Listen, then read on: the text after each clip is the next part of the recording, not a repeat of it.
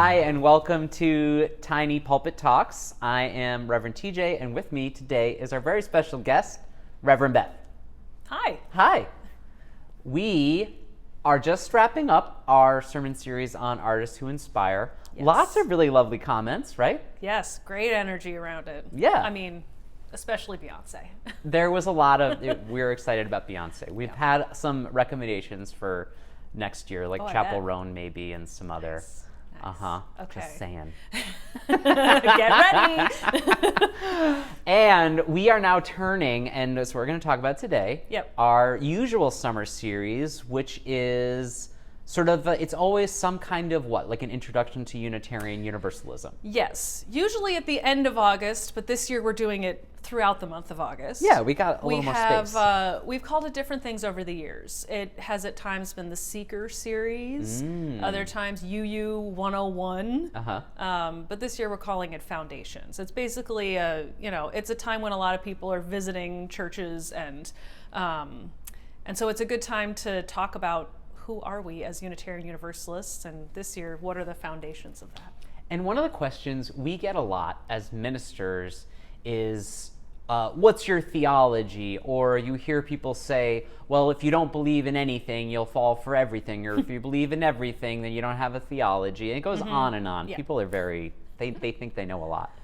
But what are we grounding ourselves in for the next 4 weeks? We are grounding ourselves in something called the 5 smooth stones of liberal religion, of which we are a part, right. That were articulated by James Luther Adams, who was this theologian in the mid-20th century. And he kind of laid out these 5 things that he believed were the foundations, kind of what defines liberal religion, or specifically Unitarian Universalism. He was a theologian at University of Chicago, right? Which traditionally was, what is David Friedman or David, the writer for the Times calls it a place, a Baptist. Brooks. David Brooks calls it a Baptist school where agnostic professors taught Jewish kids about Catholic theologians.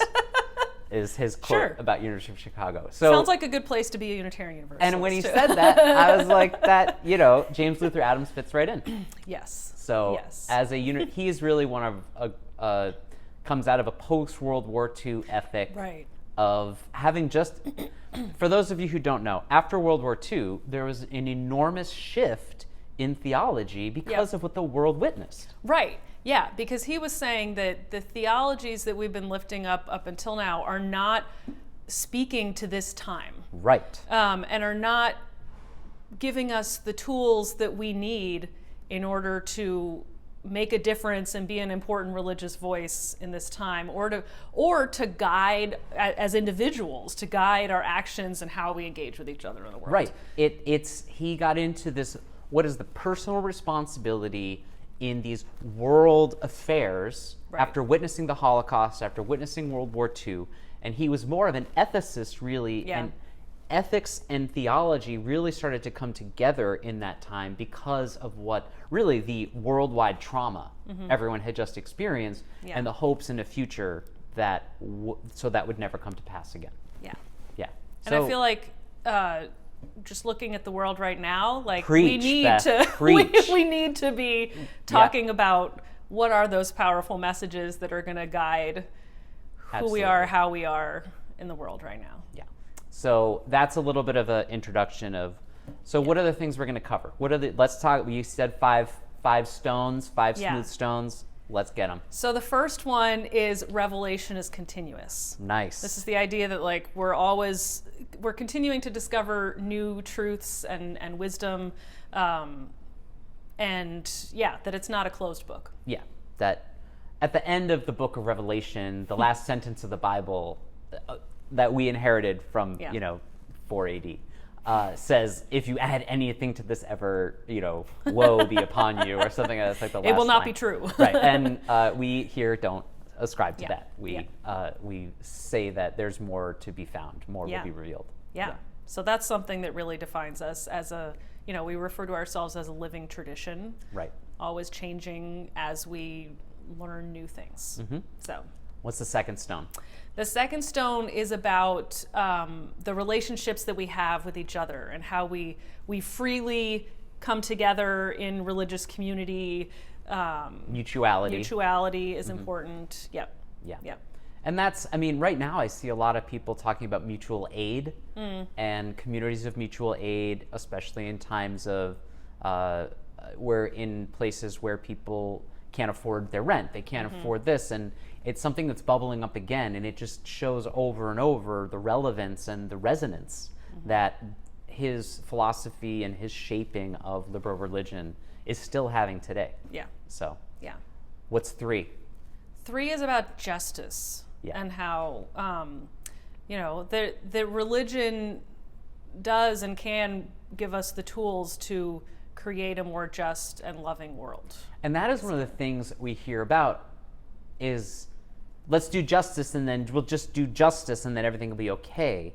But one of the things I point people to with Adams and with other people is it grounds that justice work in not just a tradition that's worked in the past, but in the present for me as a spiritual belief, the manifestation. And that's actually in the ends of this church. Right. You can go on the website and find the 7 ends of this church. I think you should.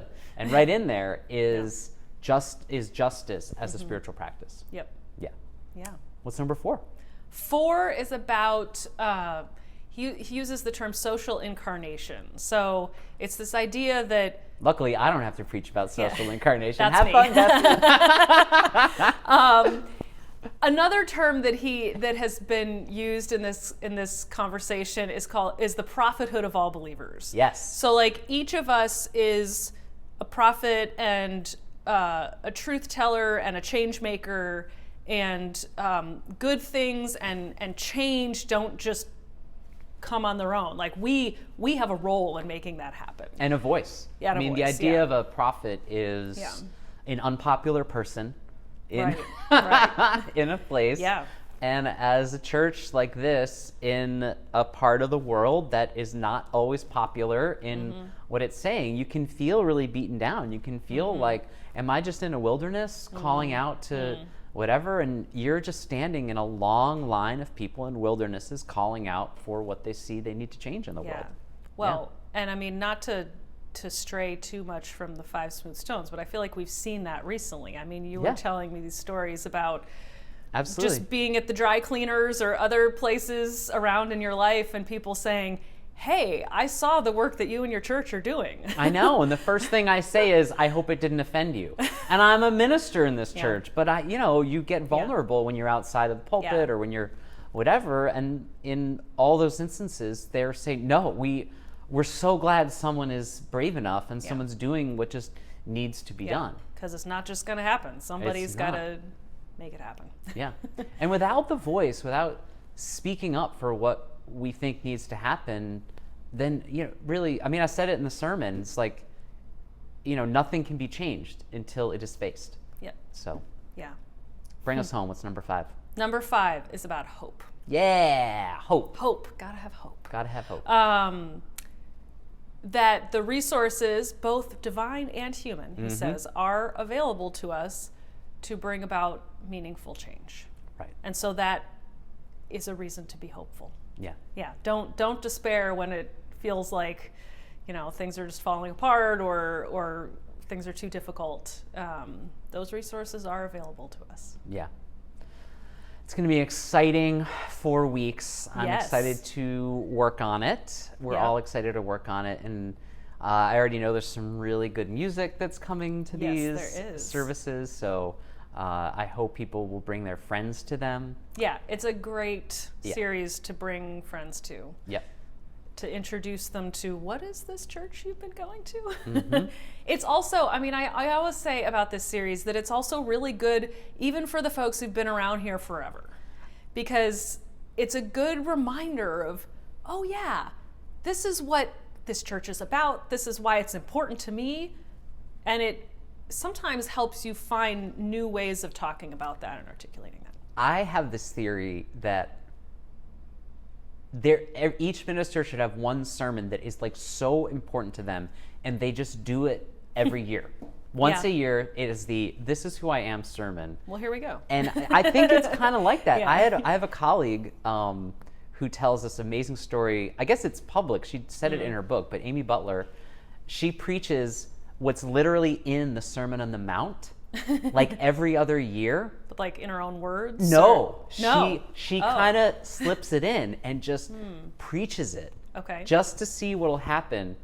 And sometimes people are like, "You got a little preachy there." And she's like, "Well, it's in the Sermon on the Mount." I literally read the words of Jesus, and that always cracks me up. So I'm not plugging a book, but Amy Butler's book is pretty good. Yeah. So just putting that out there.